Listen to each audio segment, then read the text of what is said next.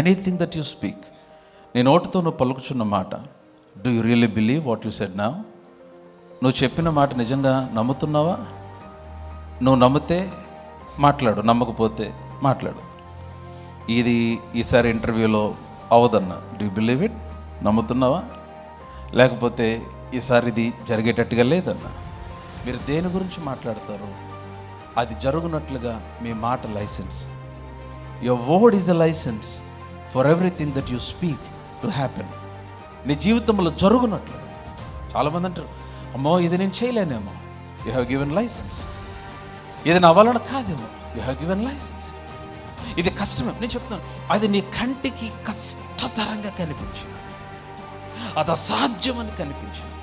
నీకు కూడా తెలుసు, 100% నీకు తెలుసు ఇది జరగదు అని నీకు తెలిసిన, నేను చెప్తున్నాను, there is a spiritual reality. ఒక ఆధ్యాత్మిక సత్యం ఉంది, నమ్ముట నీ వలనైతే సమస్తము సాధ్యమని. ఒక ఆధ్యాత్మిక సత్యం ఉంది. ఆయన, నేను చెప్తున్నాను, నీ ఎదుటకు ఆయన తీసుకొచ్చాడంటే నీవు చేయగలవని ఆయన నమ్మాడు. నీ ఆలోచనలోనికి తీసుకొని వచ్చాడంటే నీ ద్వారా జరిగిద్దామని ఆయన ప్రణాళిక వేశాడు. చేయగలిగినోడితో చేపించటం దేవుని ప్రత్యేకత కాదు, చేయలేని వానితో చేపించటమే దేవుని ప్రత్యేకత. Use your mouth, use your tongue. నీ నోటిని, నీ నాలుకను వినియోగించి ఆధ్యాత్మిక వాస్తవికతలో బ్రతకటం ఆరంభించండి. నీ ఎదుట కనపడే పరిస్థితి, ఈరోజు నువ్వు ఎదుర్కొంటున్న ప్రతికూలత, నువ్వు ఎదుర్కొంటున్న శోధన, వాటన్నిటికంటే నీవే బలమైన వ్యక్తివి. వాటన్నిటికంటే నీవే బలమైన వ్యక్తివి. ఎందుకు నువ్వు బలమైన వ్యక్తివి అంటే నీవు తిరిగి జన్మించావు గనుక. 2 Corinthians chapter 4 verse 14 చదవమా. విశ్వసించి తిని గనుక మాట్లాడితిని. విశ్వసించి తిని గనుక మాట్లాడితిని. ఈ మాట మీరు పట్టుకోవాలి. ఈ ఒక్క మాట నేను ఈ సంవత్సరం అంతా చెప్పొచ్చు, 52 వారాలు. విశ్వసించి తిని గనుక మాట్లాడి తిని. మరలా విశ్వసించి తిని గనుక మాట్లాడి. అందరూ చెప్దాం ఆ మాట. విశ్వసించి తిని గనుక, మరలా విశ్వసించి తిని గనుక, మరలా ట్రై చేద్దాం. అందరూ మాట్లాడలేదు. విశ్వసించి తిని గనుక అంటే నువ్వు మాట్లాడుచున్న మాట విశ్వసించకపోతే మాట్లాడొద్దు. What I mean to say, నేనేం చెప్పడానికి ప్రయత్నిస్తున్నానంటే, ఎనీథింగ్ దట్ యు స్పీక్, నీ నోటితో నువ్వు పలుకుచున్న మాట, do you really believe what you said now? నువ్వు చెప్పిన మాట నిజంగా నమ్ముతున్నావా? నువ్వు నమ్మితే మాట్లాడు, నమ్మకపోతే మాట్లాడద్దు. ఇది ఈసారి ఇంటర్వ్యూలో అవదన్నా, డూ యూ బిలీవ్ ఇట్? నమ్ముతున్నావా? లేకపోతే ఈసారి ఇది జరిగేటట్టుగా లేదన్నా. అందుకనే బిఫోర్ ఆల్వేస్, ఎనీ టైం మీరు ఎప్పుడైనా మీరు మాట్లాడకముందు మాట్లాడుచున్న మాట, మీ మాట విశ్వాసంతో కనెక్ట్ అయ్యి, దేవుని వాక్యంతో కనెక్ట్ అయ్యి లేకపోతే మీ మాటల వలన చాలా చాలా చాలా ప్రమాదానికి వెళ్ళే అవకాశం ఉంది. పౌలు చాలా స్పష్టంగా మాట్లాడుతున్నాడు. మీరు 14వ వచనం అర్థం అవ్వాలంటే 7వ వచనం నుండి చదవాలి. అదంతా సమయం సరిపోదు, కానీ చదువుదాం. 7వ వచనం చదవమ్మ ఒకసారి. ఆ బలాధిక్యము మా మూలమైనది కాక దేవునిదై ఉండునట్లు మంటి ఘటములలో ఈ ఐశ్వర్యము మాకు కలదు. Again 2 realities. మంటి ఘటము, కంటికి కనబడుచున్న ఎర్తన్ వెజల్, శరీరము. లోపల ఐశ్వర్యము, ద ట్రెజర్, అదృశ్యమైన రియాలిటీ, ద ఇన్విజిబుల్ రియాలిటీ. కంటికి కనపడుతున్న దృశ్యమైన వాస్తవం ఏంటంటే నీ మంటి ఘటం అనగా ఈ శరీరము. కంటికి కనపడిన అదృశ్యమైన వాస్తవం ఏంటంటే ఈ మంటి ఘటములో దేవుడు తన ఐశ్వర్యమును ఉంచాడు.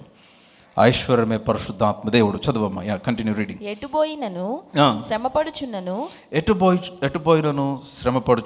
ఇరికింపబడు వారము కాము. చదవమ్మా. అపాయములలో నున్నను కేవలము ఉపాయము లేని వారము కాము. తరమబడుచున్నను దిక్కులేని వారము కాము. పడద్రోయబడినను నశించు వారము కాము. యేసు యొక్క జీవము మా శరీరమందు ప్రత్యక్షపరచబడుటకై యేసు యొక్క మరణానుభవమును మా శరీరమందు ఎల్లప్పుడూ వహించుకొని పోవచున్నాము. చూసారా, ఇవన్నీ మాట్లాడుతూ 14వ వచనంకి వచ్చేసరికి అంటున్నాడు, విశ్వసించి తిని గనుక మాట్లాడి తిని. సో ప్రతికూల పరిస్థితులు ఉన్నాయి. He's talking about 2 realities. మేము పడద్రోయబడుతున్నాం, it is a physical reality. కానీ మేము నశించే వారము కాదు, దట్స్ ఎ స్పిరిచువల్ రియాలిటీ. మేము తరమబడుతున్నాం, అది కూడా reality, it's a natural reality. కానీ దిక్కులేని వారము కాదు. అది స్పిరిచువల్ రియాలిటీ. సో వీటి గురించి మాట్లాడుతూ నేను ఎందుకు ఇలా మాట్లాడాను అంటే, విశ్వసించి తిని గనుక మాట్లాడుచున్నాను. చదవమ్మా. విశ్వసించి తిని గనుక మాట్లాడుచున్నాను అని రాయబడిన ప్రకారం అట్టి విశ్వాసముతో కూడిన ఆత్మ గలవారమై ప్రభువైన యేసును లేపినవాడు యేసుతో మమ్మను కూడా లేపి, చూసారా, యేసుతో మమ్మను కూడా లేపి మీతో కూడా తన ఎదుట నిలవబెట్టునని ఎరిగి మేమును విశ్వసించుచున్నాము గనుక మాట్లాడుచున్నాము. నోట్ 16 16వ వచనం. కావున మేము అధైర్యపడము. మా బాహ్య పురుషుడు కృషించుచున్నాను, ఆంతర్య పురుషుడు దినదినము నూతన పరచబడుచున్నాడు. So again 2 realities he's talking about. ఈ అధ్యాయం అంతా మీరు జాగ్రత్తగా గమనిస్తే there were 2 realities. How to activate the spiritual reality, అది నేను ఈరోజు మాట్లాడబోతూ ఉన్నాను. ఆధ్యాత్మిక వాస్తవికతను ఎట్లాగ నువ్వు యాక్టివేట్ చేయగలవు. చదువుదాం. మా బాహ్య పురుషుడు కృషించుచున్నాను, ఆంతర్య పురుషుడు దినదినము నూతన పరచబడుచున్నాడు. మేము దృశ్యమైన వాటిని చూసారా, ఈ వచనం కొరకు నేను చదివించాను. మేము దృశ్యమైన వాటిని, దృశ్యమైనవి, this is a natural reality, ఒక భౌతికపరమైన సత్యము లేకపోతే వాస్తవము దృశ్యమైనది. అయితే మేము దృశ్యమైన వాటిని చూడక అదృశ్యమైన వాటిని నిదానించి చూచుచున్నాము. హల్లెలూయా. బాగా గమనించాలి విశ్వాసులు, ఈ వచనాన్ని మీ జీవిత ప్రమాణముగా చేసుకోవాలి. That you look only to the invisible and not the visible. మీరు అదృశ్యమైనవే చూచుటకు, దృశ్యమైనవి చూడక అదృశ్యమైనవే చూచుటకు మన యొక్క ఇంద్రియములను అభ్యాసము చేసుకొనగలిగితే దేవుని వాక్య సంబంధమైన రిజల్ట్స్ మన జీవితంలో చూడగలుగుతాం. సో పౌలు అంటున్నాడు, మేము దృశ్యమైన వాటిని చూడక అదృశ్యమైన వాటిని నిదానించి చూచుచున్నాము గనుక క్షణమాత్రముండు మా చులకని శ్రమ. చూసారా, నాకు అసలు పౌలు కలిగిన శ్రమలు చాలా భయంకరమైన శ్రమలు. పౌలు శ్రమల గురించి మీరు చదివితే అసలు మనం చదవలేం. నేను ఆ వచనాలన్నీ చూపిస్తే సమయం సరిపోదు. కానీ పౌలు చాలా భయంకరమైన శ్రమలలో నుంచి వెళ్ళాడు. ఒకసారి 11వ అధ్యాయానికి రండి. అదే పత్రిక 2 Corinthians chapter 11. అదే పత్రిక 11వ అధ్యాయం 23వ వచనం చదువుదాం. 23వ వచనం. వారు క్రీస్తు పరిచారకుల వెర్రివాని వలె మాట్లాడుచున్నాను,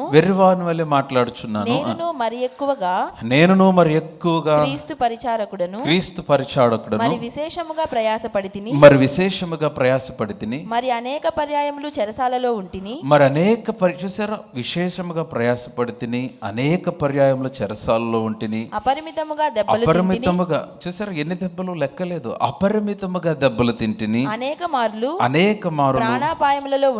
ప్రాణాపాయములలో ఉంటిని, యూదుల చేత 5 మార్లు ఒకటి తక్కువ 40 దెబ్బలు తింటిని. మామూలుగా ఒకసారికే చచ్చిపోతారు.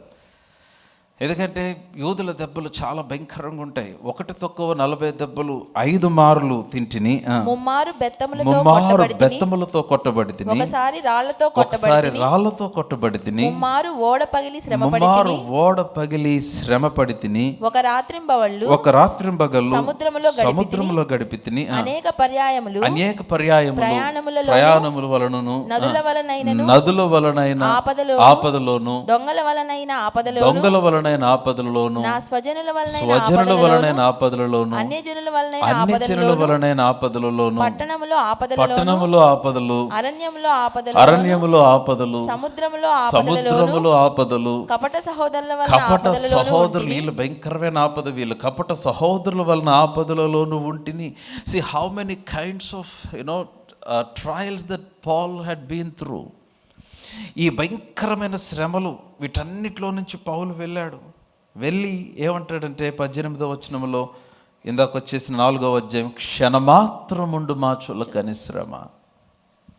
ఎందుకని క్షణమాత్రం అన్నాడు? It's just a momentary trouble. ఎందుకని అన్నాడంటే, నీవు దృశ్యమైన వాటిని కాక అదృశ్యమైనది నువ్వు చూడగలిగినప్పుడు, అదృశ్యమైన దానిపైన నువ్వు దృష్టి పెట్టగలిగినప్పుడు నీ శ్రమ క్షణమాత్రం ఉండే చులకని శ్రమగా మార్చబడుతుంది. హల్లెలూయా.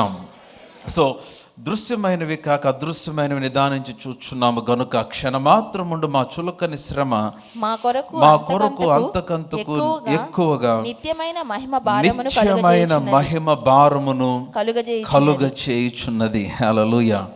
ఏలయనగా దృశ్యమైనవి నిత్యములు, దృశ్యమైనవి అనిత్యములు, అదృశ్యమైనవి నిత్యములు. హల్లెలూయా. ఆ మాట అందరం కలిసి చూద్దాం. ఏలయనగా, అందరూ కలిసి ఏలయనగా దృశ్యమైనవి అనిత్యములు, అదృశ్యమైనవి నిత్యం. మరలా 3 సార్లు. ఏలయనగా దృశ్యమైనవి అనిత్యములు, అదృశ్యమైనవి నిత్యములు. 1 more time. ఏలయనగా దృశ్యమైనవి అదృశ్యమైనవి నిత్యములు. No this is the reality that you need to focus on. ఆత్మ సంబంధమైన వాస్తవికతకు మన జీవితాలు కట్టుకోవాలి. ఎందుకంటే అదృశ్యమైనది ఎవ్రీథింగ్, దేవుడు సిద్ధపరిచినవన్నీ కూడా మన కొరకు సిద్ధపరిచినవన్నీ అదృశ్యమైన పరిధిలో ఉన్నాయి. వాటిని నీవు చూడగలగాలి. వాటిని నీవు నీ నీ నీ నీ మనోనేత్రములతో అదృశ్యమైనది నీవు చూడగలిగినప్పుడు ఆ అదృశ్యమైనదే నీ జీవితంలో అది నిత్యము ఉండేది. చాలాసార్లు we are so easily moved by what we see. మనకు కనబడుచున్న దాని చేత మనం చాలా ఈజీగా కదిలిపోతూ ఉంటాం. నేను చెప్తున్నాను. సో ప్రతి ఏరియా మీ జీవితంలో గమనించండి. మీ ఎడ్యుకేషన్ అవ్వచ్చు, మీ ఫైనాన్సెస్ అవ్వచ్చు, మీ కెరియర్, మీ marriage, or if you're believing for some breakthrough, ఏ విషయంలోనైనా దెర్ ఆర్ 2 రియాలిటీస్. మర్చిపోవద్దు, 2 వాస్తవికతలు. You cannot deny the natural reality. భౌతికపరమైన వాస్తవమును నీవు కాదనలేవు, కానీ దాని చేత అధిగమించబడద్దు, దాని చేత ఒప్పించబడద్దు. నీ కంటికి కనబడుచున్న పరిస్థితి అబద్ధమనే నీవు నమ్మాలి. నీ కంటికి కనబడుచున్న పరిస్థితి నీకు వాస్తవమైనప్పటికీ అది అబద్ధం అని ఎందుకు నమ్మమంటున్నానంటే, దానికంటే శక్తివంతమైన సత్యము దేవుని వాక్యమై ఉన్నది. హల్లెలూయా. నా మాట్లాడదామైతే బిగ్గరగా ఆమేన్. సో కనుక నీ జీవితంలో కలిగే ప్రతి పరిస్థితులలో చాలాసార్లు ఎక్కువ జ్ఞానాన్ని వినియోగించి చాలామంది ఏం చేస్తారంటే వాక్యము కంటే వారు ఎదుట ఉన్న పరిస్థితిని ఎక్కువ నమ్మటానికి ప్రయత్నం చేస్తారు. దాని వలన మీ కంటికి కనబడుచున్న ఆ పరిస్థితికి మీరు బందీ అయిపోయి దేవుని కార్యాలను మీరు చూడలేరు. దేవుడు నోవాహును పిలిచి ఓడ కట్టమన్నప్పుడు వర్ష సూచన కొంచెం కూడా లేనప్పుడు, ఒక మేఘము కనబడినప్పుడు, కనీసం దరిదాపుల్లో ఒక సముద్రం కూడా లేనప్పుడు దేవుని మాట విని అదృశ్యమైన దాన్ని చూస్తూ అంత పెద్ద ఓడను నోవాహు నిర్మిస్తే, ఏ విధముగా నోవాహు ఓడ నిర్మించిన దగ్గరికి దేవుడు నీరు రప్పించాడు. కానీ అదే నోవాహు ప్లేస్లో ఇంకొక ఇంజనీర్ ఇంకెవరైనా బాగా చదువుకున్నవాడు ఉంటే కట్టుండేవాడు కాదు. ఎందుకంటే నోవాహు చేస్తున్న పనిని చూసి అందరూ హేళన చేసి అపహాస్యం చేశారు. అందుకే నేనేమంటానంటే, when you face your life's realities, మీ జీవిత సంబంధమైన రియాలిటీస్ మీరు ఎదుర్కొంటున్నప్పుడు, మీరు వాటిని చూసినప్పుడు you don't deny them but don't accept them. నీవు దానిని నువ్వు డినై చేయలేవు, కానీ వాటి చేత ఒప్పించబడద్దు. వాటిని దేవుని వాక్య సత్యమ చేత అధిగమించండి. నీ కంటికి కనపడుచున్న లేమిని దేవుని వాక్య సత్యమ చేత అధిగమించాలి. నీ కంటికి కనపడుతున్న రోగమును దేవుని వాక్య సత్యము చేత అధిగమించాలి. నీ కంటికి కనపడుతున్న ప్రతికూల పరిస్థితిని దేవుని వాక్య సత్యము చేత అధిగమించాలి. ఎందుకంటే అదృశ్యమైనదే నిత్యము ఉంటుంది. హల్లెలూయా. సో దేవుని వాక్యము అదృశ్యమైన పరిధిలోనే పనిచేస్తుంది. అది చాలా చాలా ప్రాముఖ్యం. So how can I do that? నేను ఏ విధముగా దాన్ని చేయగలను అంటే, దేవుడు మనిషికి ఇచ్చిన ఒక మంచి గిఫ్ట్, మంచి వరం ఏదైనా ఉందంటే నోరు. చాలామంది నోరుని పాడు చేసుకుంటారు, కొంతమంది సద్వినియోగం చేసుకుంటారు, కొంతమంది దుర్వినియోగం చేసుకుంటారు. నీ జీవితం అంత యొక్క భవిష్యత్ అంతా రూపించబడేది నీ నోటి ద్వారానే. సో కాబట్టి మీ నోరు చాలా జాగ్రత్తగా వాడాలి. Know you use your mouth to activate the spiritual reality. ఈ ఆత్మ సంబంధమైన వాస్తవాన్ని మీరు క్రియలోనికి తీసుకొని వచ్చేది ఎలాగంటే మీ నోటి ద్వారా. అందుకనే పౌలు నాడు విశ్వసించి తిని గనుక మాట్లాడి తినని రాయబడిన ప్రకారము అట్టి విశ్వాసంతో కూడిన ఈ వచనం మీ కంటతో చేయాలి. ఫెయిత్ సెంటర్ బిలీవర్స్ అట్టి విశ్వాసంతో కూడిన ఆత్మగలవారమై ప్రభువైన యేసును లేపినవాడు యేసుతో కూడా మమ్మను కూడా లేపి మీతో కూడా తన ఎదుట నిలబెట్టినని ఎరిగి మేమును అందరం చెప్దాం మాట, మేమును విశ్వసించుచున్నాము గనుక మాట్లాడుచు. సో చాలామంది చాలా ఈజీగా మాట్లాడేస్తారు.